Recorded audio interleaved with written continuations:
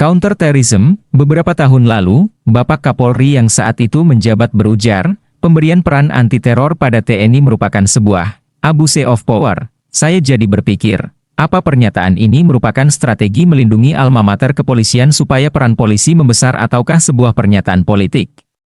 Mungkin ia berpikir, ada ratusan ribu bawahannya yang harus dia nyatakan keberpihakannya. Saya paham sekali, di sisi lain, saya yakin dia 100% tahu pernyataan TNI tidak cocok menangani anti-teror itu berlawanan dengan keilmuannya. Pernyataan ini berlawanan dengan hati nuraninya sendiri. Ketika ia mengambil S3 dulu, beliau pasti ingat.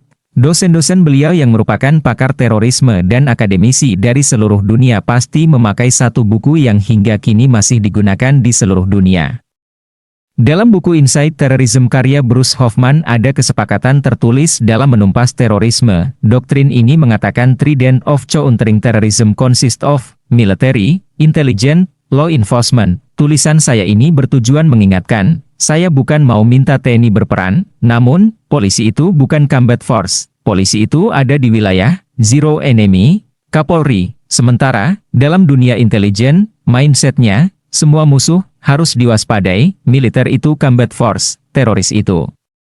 Ancaman ada di nation threat, teroris tidak cocok ditangani kepolisian, ketika sudah kena, atau pro justitia, penanganannya baru masuk ke ranah kepolisian atau law enforcement, di ranah combat seperti yang Bapak katakan.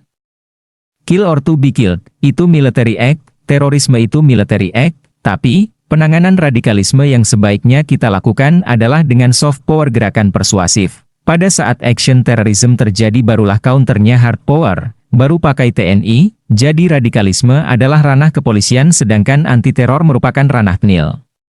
Saya tahu kalau sang mantan Kapolri paham, DPR yang berperan dalam Undang-Undang Keamanan Nasional.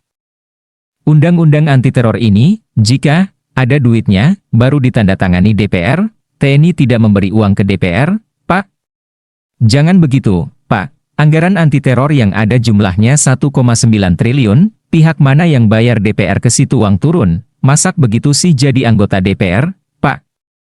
Maafkan TNI karena kekurangan uang sehingga tidak bisa membayar DPR, tetapi Pak, bagaimana ini? Mana yang harus dimenangkan, pihak yang memberi Anda uang atau pihak yang memang lebih cocok dan tepat menangani masalah ini? Wahai, bapak-bapak di DPR, apakah nurani Anda masih ada?